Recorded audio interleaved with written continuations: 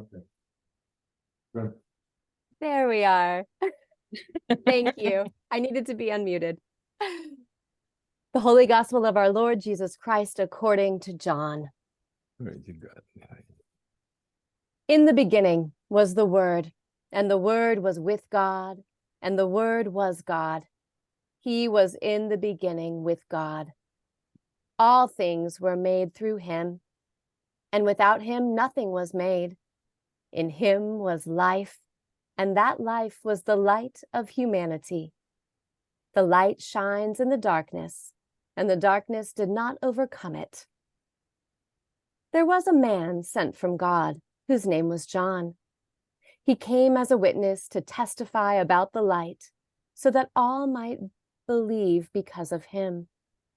John was not the light, but he came to testify about the light. The true light, which gives light to everyone, was coming into the world. He came to his own, and his own received him not.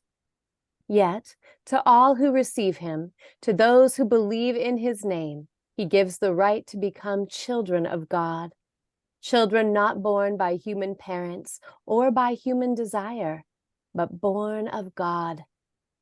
And the Word became flesh and made his home among us.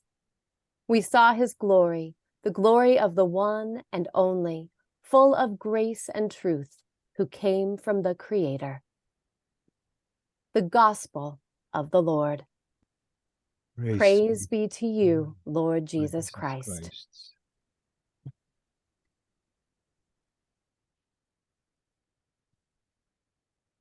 Well, thank you, and happy feast day of St. Hildegard. Happy 4-year anniversary. Happy 3 years of technology, which I think when we celebrate our 5-year and 7-year and 10-year, we're going to probably be dealing with new technology issues. I think it's a part of our existence. I think they're going to start adding technology courses into the seminary curriculums, because I don't know that we can celebrate our liturgies anymore without it. And I think that's a beautiful thing. Last night, as you know, we had yesterday, really a wonderful schedule of events. We gathered with Wiltrid. Where is Wiltrid? I just want to say thank you for that beautiful psalm. And she's going to sing a couple more times for us today. But Wiltrid came here from Pittsburgh on her own accord to be with us. And just so grateful for that. I know Hildegard wanted you here to sing some of her hymns with us. But we learned how to sing a little bit of Hildegard with Wiltrid. We prayed in the garden together, which we're going to pray some more today because the garden's big and we have a lot of garden projects going on. We celebrated our founders with a catered dinner. The founders, of course, there were many people that have been here with us from the beginning, but the founders were the core group of people who really took the risk of doing this wild thing of building a church. I remember the opening homily on September 15th, 2019. Was a packed church, and I remember saying the diocese did not teach us how to build churches. Taught us how to do many wonderful things, but build churches is not one of them. And so we've been fumbling along, and I think in a very beautiful way. So I again thank our founders and all those who have all of you really who have joined us in this task. And then we ended last night with a very fun hippie concert. The very different music from what we're listening to this morning. So now everybody's coming down a little bit, but a beautiful concert with some oldies mixed in with some beautiful praise and worship songs. And Sue dedicated what will become, I think, our new theme song, We Want a Crowded Table. And I think she dedicated to the Diocese of Cleveland. We do want a crowded table where all are welcome. And so beautiful. The whole day was very beautiful. And to see you all gathered here today, both on Zoom and when we get back on Zoom, back on Zoom and in person is a beautiful, again, witness, I think, not only to the work that we're doing here at the Community St. Hildegard, but to the work of renewal in our churches. So the readings today were selected by our liturgy committee to reflect the essence of this feast day. Hildegard, as you know, was a visionary. She was led by repeated encounters with what she described as the living light. All of the art that you see around this space are from Hildegard's visions, because we are a shrine dedicated to Hildegard. So we are bringing much of that in. We have on the back wall the image of the fallen stars, which we've preached about many times and used in different ways. But we're going to conclude today with the blessing of a new piece of St. Hildegard's visions that's come to life out in our gardens. The living light is still speaking to us today. It is speaking here through each one of you, for us as a community. When we were baptized, we were given a candle representing the Christ light, or the living light that has been entrusted to each of us to carry out into the world. This light, as we know from the scriptures and from our upbringings, is not something that's external. It's something that's within us. It's a part of our DNA. What I love about the way we use this fallen stars for Ash Wednesday, it's a reminder that we're not only dust, and into dust we shall return, but we're stardust. We have literally stardust in our DNA, and we're going to return one day to the light.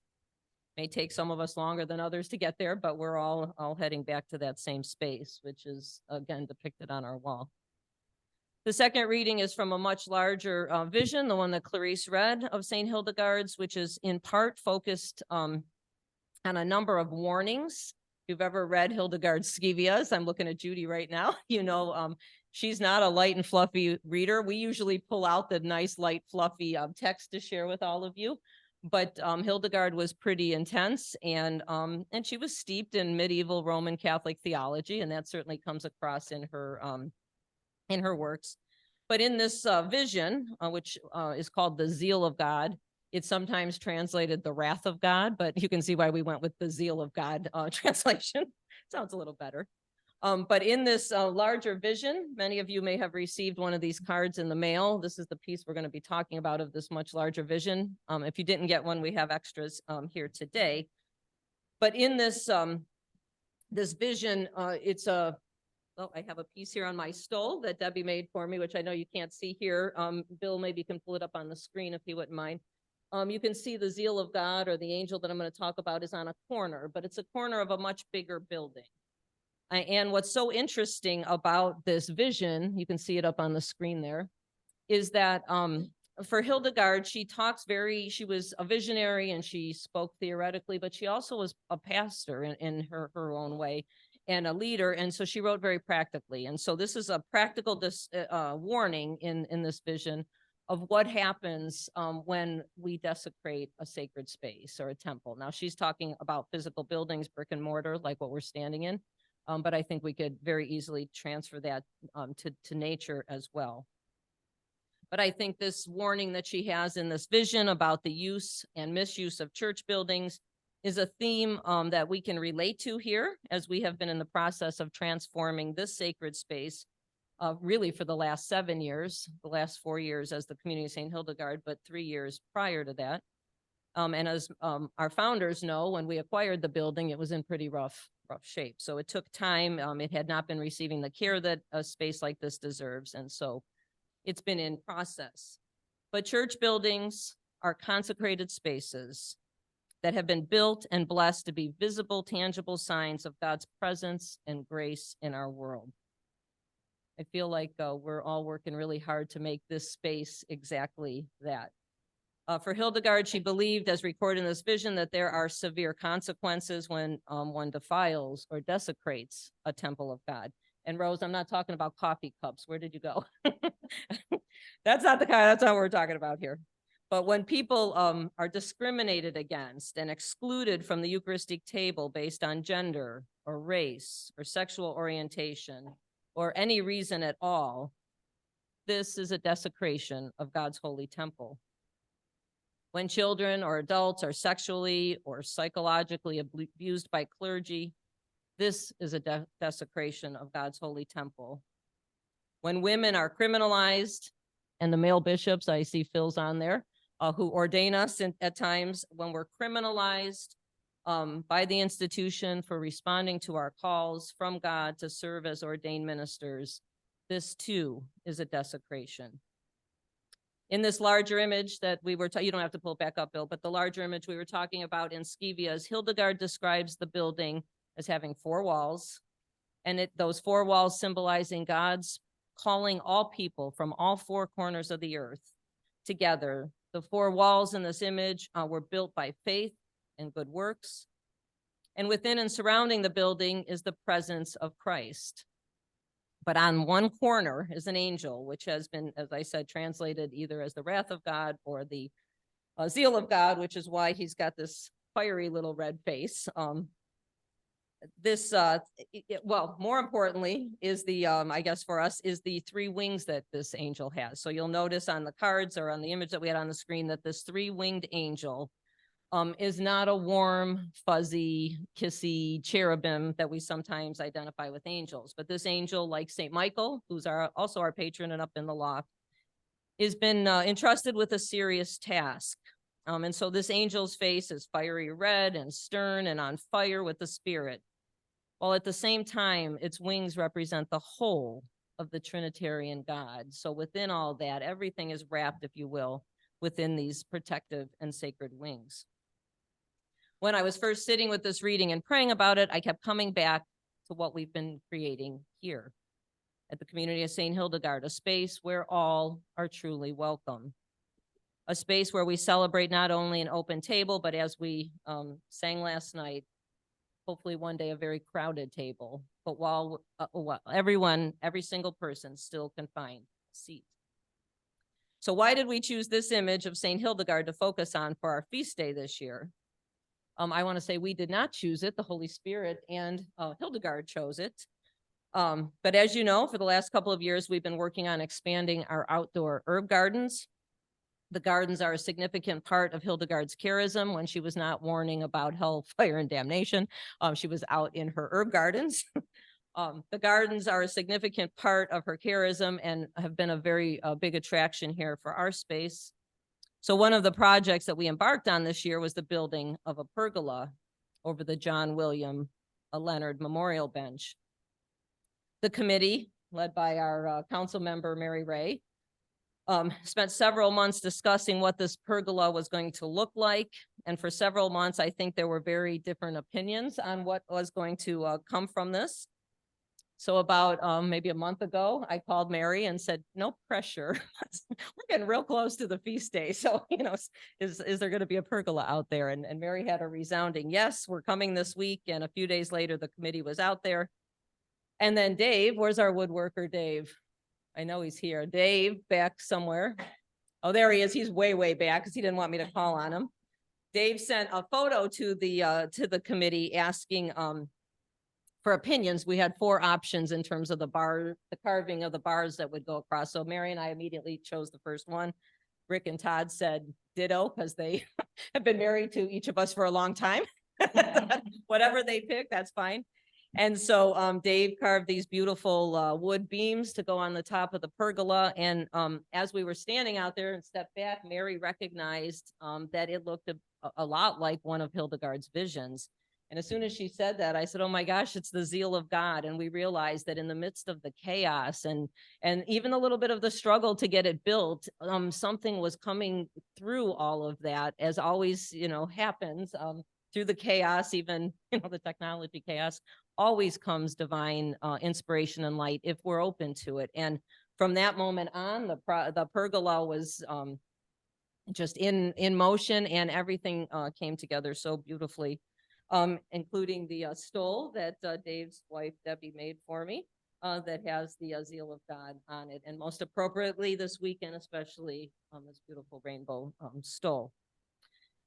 We have seen so many miracles unfold here over the last 4, 5, 6, 7 years. And so for this to be a surprise, it really shouldn't be, because that's kind of the MO around here, especially when we don't know what to do. And we're kind of, you know, rowing I went kayaking recently. So when we're all paddling, kayaking in a circle, I think the Spirit, when we're open to it, just continues to say, step aside a minute and let me help. And that certainly happened with our pergola.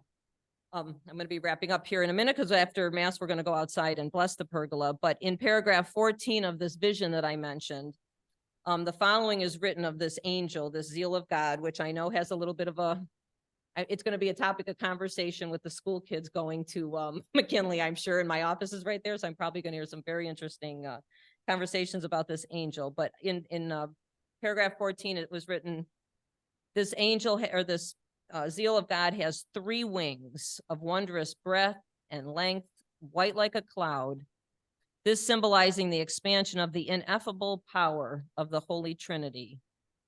No one can comprehend the extent of its glory and the limits of its power as it shines with the immense sweetness and brightness of divinity. I thought, how beautiful. I really did, Judy, take that word for word out of the whole rest of that vision. But it was some work. Sue had asked me about the reading. I said, Sue, I got to work on this. I got to tone this down a little bit. But one of the hymns that Wiltrid is going to be singing for us today is Over to Sapientia.